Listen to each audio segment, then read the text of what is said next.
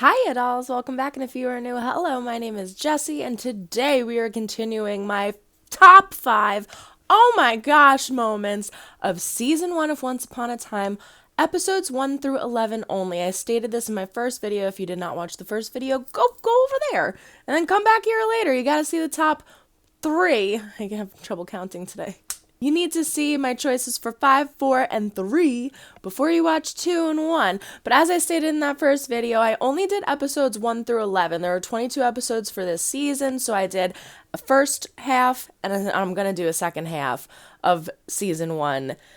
There's just too many. I was going to do top 10. I was like, that video is going to take too long. And then I was going to do a top 5, and there's just no way that I can only choose 5 oh my gosh moments from season 1. The second half of the season is littered with chaos and craziness. I'm going to have a hard time picking only 5 from the second half. So this is only episodes 1 through 11. So this is part 2 of my top 5 oh my gosh moments. Before we jump into this, don't forget to throw a like up or dislike if you do or do not like what you see. Comment down below. Let me know what your top 2 oh my gosh moments of season 1, episodes 1 through 11 are, if they are different from mine or if they're similar. Subscribe if you have not yet. We do fun things here. Ring-a-ling-a-ling the bell to be notified when I upload new videos, and don't forget to check the link down in the description for my Patreon. It is $5 a month. That's $1.25 a week. It has all of my unedited reactions of everything that I do on YouTube and additional more. I am actually finished with season 1 of Once Upon a Time. All up there. I just did Falcon and the Winter Soldier. That's up there.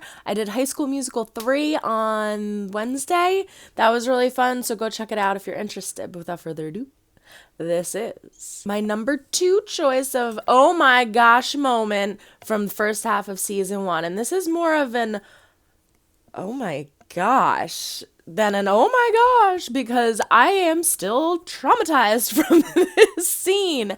If you have watched my reactions to the first half, you may guess what I'm talking about because it pops up in other episodes in the background, and I don't like looking at them, and they freak me out, and it makes me nauseous.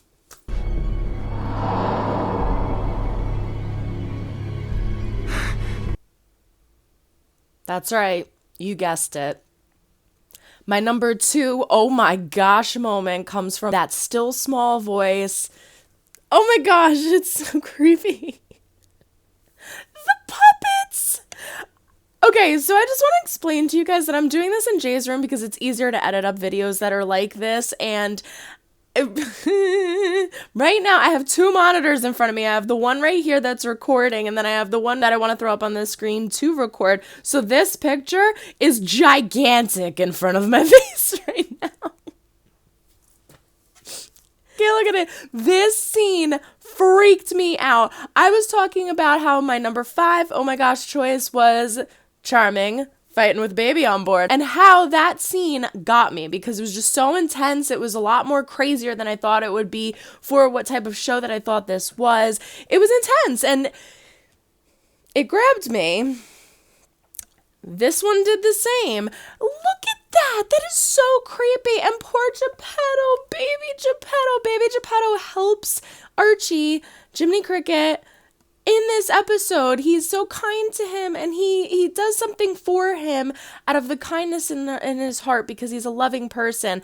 And in return, obviously, he didn't mean for this to happen, but the whole scene prior is his parents swindling these people out of their money, these kind, generous people, telling them there's gonna be like some troll virus and they have an elixir for it, and he's allowing it to happen. That's the whole struggle through the whole episode for him, is like he keeps saying to his parents, even when he was younger, I don't want to do this with my life. And they're like, well, this is who you are, suck it up. And so he didn't necessarily do this to Geppetto's parents, but he allowed it to happen. He didn't do anything to stop his parents from taking things from these people and the ultimate taking of their lives. And now they're stuck like that. It's so freaking creepy. Oh my gosh, it's so creepy. And the creepiest thing, the reason I picked it, well, I'll explain after. So here is my reaction. My number 2 oh my gosh moment. That still small voice. We're not real parents anymore. Episode 5, That Still Small Voice.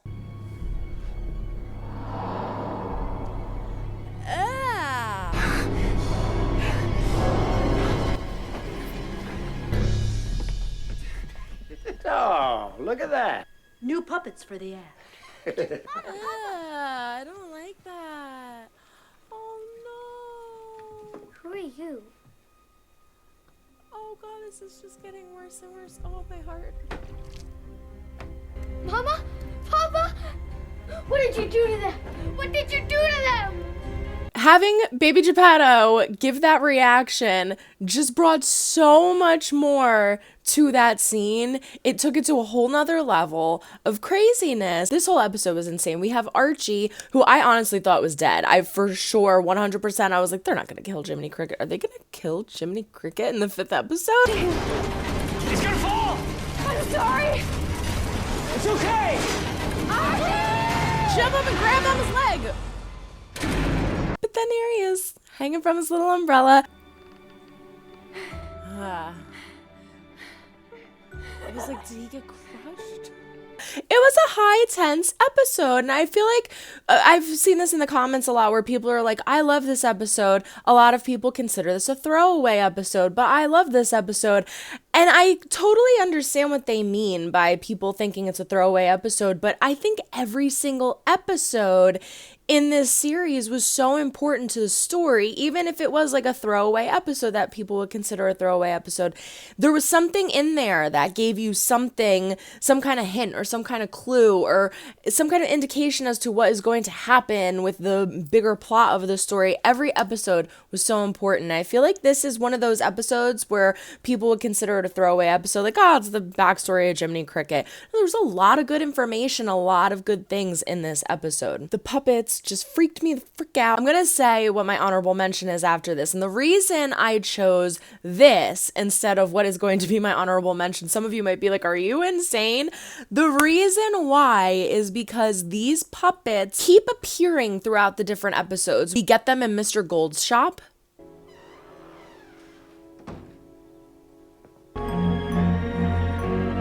We get them in Rumple's little room, which I guess is supposed to be the same thing. It's just in the Enchanted Forest versus Storybrooke.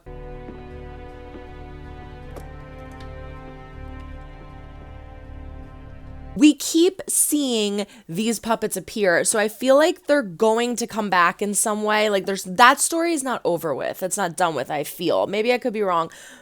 I hope it's not over with because we keep seeing these puppets and it freaks me out. It's like seeing Chucky or like a ghost in the background of a horror movie. You're just like, oh my gosh, like it'll be a totally normal scene with just regular dialogue and then these freaking puppets are in the background. It scares the hell out of me. And the reason why I'm so severely traumatized by this is because the scene where they first show them and they show their hands on each other, it broke my heart. I feel like, correct me if I'm wrong, if you can, if you're like, we don't want to say anything because it's going to give something away, then I understand. But I feel like these people weren't dead. Like they didn't die. They weren't killed. It wasn't like, boom, I turned you into a wooden puppet, you're dead. It's like Pinocchio where it's like, I'm a real boy now. I feel like they're still in there. Like I feel like their soul is still in the puppet. So they've been stuck like that for decades and decades and decades. It's so crazy. It's just insane to think that. I feel like they're going to be freed one day, maybe. I don't know. Maybe that's just me wanting peace and closure. But that is my number 2, oh my gosh, pick from the first half of season 1. And now for my honorable mention. I think you know what it is. Power is seductive, but so is love. You can have that again. Regina ripping her father's heart out. Now, I know that some of you are probably like, you think the puppets are worse than Regina ripping her own father's heart out? I will explain. So yes, I do. And the reason I think that is because, spoiler alert, if you have not seen the second half of season 1, 5, 4, 3, 2, 1, get out of here. Regina saves her father. She gets her father back. The Hatter episode, they go to Wonderland and she gets her father back. And so everything's fine. So prior to seeing that episode, I probably would have chosen this being worse than the puppets. But she fixes it and everything's okay and he's alive again. So yes, the puppets are worse. The puppets are far freaking worse than this.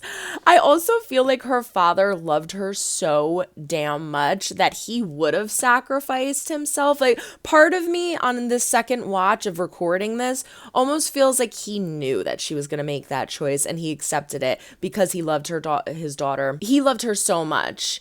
And so he, deep down inside, was hoping that she wasn't going to make that choice, but I think he actually knew that she was going to make that choice and accepted it, which is why he embraced her one last time.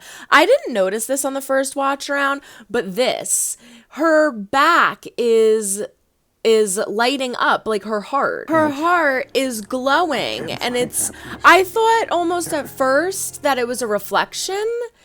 And it's not. I think that's her heart filling up with emotion so significantly that it's shining through her back. Maybe I'm wrong. It's not what it is at all. But I think that's what it was, and that's interesting watching this on a second watch around. We've talked about this in the comments many, many times before, and I always bring up Game of Thrones. I've watched that at least 3 times through now, and to see little things that I never noticed before, it tells almost like a whole different story in a new way. It's awesome. I love it. So call me crazy in the comments if you think so, but this is my honorable mention. Regina ripping her father's heart out. My, oh my gosh, honorable mention. Here's my reaction. Yes. It's gonna be him. She's gonna kill him. I can help. It's definitely him. Oh, it's him. I have to cut out the heart of the thing I love most. He's like, oh. Me. Daddy, I don't know what to do. My dear. You don't know what to do? Don't cut your father's heart out. You don't have to do this. My power will disappear. She's gonna kill him. I just want to be happy. You can be. Of this, I'm sure. I believe if given a chance, we can find happiness together. But the choice is yours.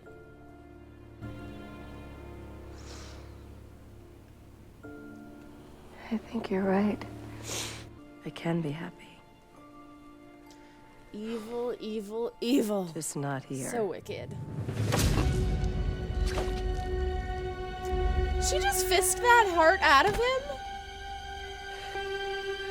I'm sorry.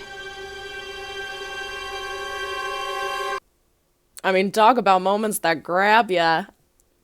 It was just crazy. I couldn't believe that she did that she would stoop that low and get that desperate for power. So this is definitely a serious honorable mention for me. And now on to number 1. Drum roll, please. It's terrible. I probably scared the crap out of Dobbie. What are your guesses? Do I really even need to ask that? Everybody knows what it is, right? Queen took your heart. She ripped it out. It's kind of her thing. That's right. I'm sure you guessed it. It's Graham's death. Mini disclaimer, this is the next day, which is why I don't have makeup on. I was so ridiculously shocked at this scene, at this episode. Oh my gosh. I didn't think that they were going to kill anybody off this fast. That is way too fast, especially for someone as one of the main characters I would consider him to be, Graham. I thought that was going to be Emma's love interest. Things were going to happen. It was going to be a character who stayed for at least a season. He didn't even make it until halfway to the season. Now, someone told me that this was the mid-season finale for Once Upon a Time, which, now that I'm thinking of it, doesn't make sense, though, because mid-season would be episode 11. I don't know, I'm gonna have to look that up. A lot of people were telling me that it was possible he left because of 50 Shades of Grey. Some people were saying that no, that wouldn't have been a problem because the sets were very close to each other, so it wouldn't have been an issue with conflicting schedules. Whatever the reason may be, I can actually look it up now. I just realized that. I was so traumatized by everything that happened with his death that I guess I didn't want to look it up. or I didn't think about it. But I finished season 1, so I can look it up now. Whatever the reason may be, I miss Graham. I think that his character brought so much to the storyline. I think that how they had him leave was also excellent. It is probably my favorite episode. I really have to think hard about that. It is definitely my favorite oh my gosh moment. Because, oh my gosh, I did not think that they were actually going to kill him. And the whole time with the heart, and she has them in the vaults. What's that? I saw that. That's where she put your heart. She keeps them? We also have Regina punching Emma, Emma punching Regina. Ooh! She's right hooked her in the... Oh! Chaos in this whole entire episode. How close were you guys? My husband. I may only be your mother through marriage, but I'm here for you, dear. So, yeah, my number 1 pick for oh my gosh in season 1, the first half, is episode 7. Bye-bye, Graham Cracker. Without further ado, this is season 1, episode 7 of Once Upon a Time, The Heart is a Lonely Hunter. Is she gonna, like, kill Graham now? No. Oh my god, is she gonna kiss him and, like, then he's gonna drop dead? I want this, but I don't feel good about it. Graham?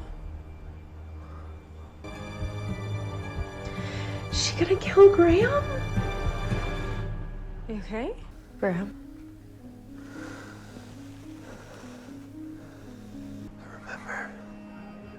You remember what? Remembers everything? Oh god, I don't feel good about this.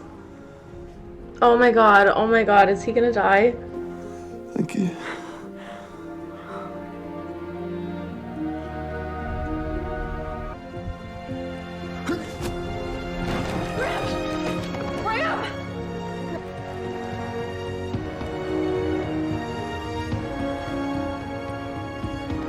Did he actually die?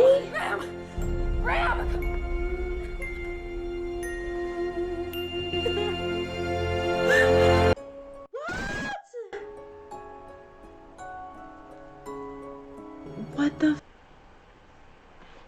the hell? Why isn't anything working? I need to go down. Oh, I'm so stressed. Is he dead? Is he dead? I'm a mess. I am a mess. I realized that I never put my mic down before this. I was mentally traumatized because of Graham's death. It was awful, but it was necessary for the story. And the one thing that did redeem the tragedy for me is when he says to Emma, I remember. And he goes to... It's so sad. He goes to touch her face and to kiss her, and then that's when he dies. But the fact that he says to Emma, I remember, and he smiles and he goes to embrace her, it everything that he did, all the sacrifices that he made, the sacrifice of being locked away in Regina's dungeon, pretty much being a sex slave, if I am not mistaken, it was for something. It wasn't for no use. It went to the better good for everybody, and it actually worked. So to know that right before you die, at least that gives you some kind of closure. I don't know. It gave me a little bit of closure, I guess. Like, at least everything that he did and the whole sacrifice of everything that he made worked and got Emma to where she needed to be. Because of that, because he didn't kill Snow White, she had her baby. Because Snow White had her baby, Emma grew up. Because Emma grew up, she can now come to Storybrooke and be the savior. So in my opinion, you want my opinion, I know you didn't ask for it, but you're getting it anyway. Graham's the real savior. Because if it wasn't for him saving Snow White, we wouldn't be here right now. So at least we get that little bit of closure, at least he did, before having his heart disintegrated into a pile of ash.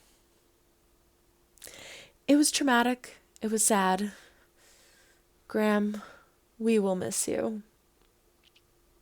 But not that much because Sebastian Stan's in it now. I thoroughly enjoyed the first half of this season. I even more so enjoyed the second half of this season. I have fully finished season 1 of Once Upon a Time. It is on my Patreon. So if you cannot wait for my weekly YouTube drops, go over there and check it out. It's $5 a month. That's $1.25 a week. It has all of my unedited reactions of everything that I do on YouTube, in addition to more, such as the 8-episode marathon that I had last night of High School Musical, the series. Yeah, that happened. And it was fabulous. It was so good. This show was so freaking good. If you like Glee, this like throws Glee out of the water. Surpasses Glee by so far. I loved it so much. The songs were great. The cast was great. The acting was hysterical. If you are a fan of High School Musical, there are cameos. You will love them. But yeah, I got to episode 8.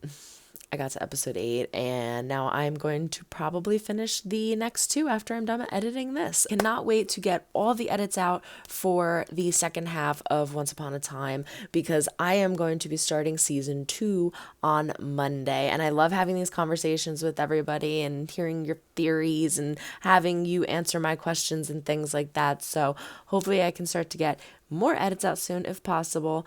But yeah, I can't wait to jump into season 2 on Monday. Everyone throw a like up or dislike if you do or do not like what you see. Comment down below the answers to all of my crazy questions asked here today. Subscribe if you have not yet. We do fun things here. Ring-a-ling-a-ling the bell to be notified when uploading videos. And don't forget to check the link down in the description for my Patreon. But that's it. So long, everyone. Try to make someone smile today. You never know when you might need it next. Bye.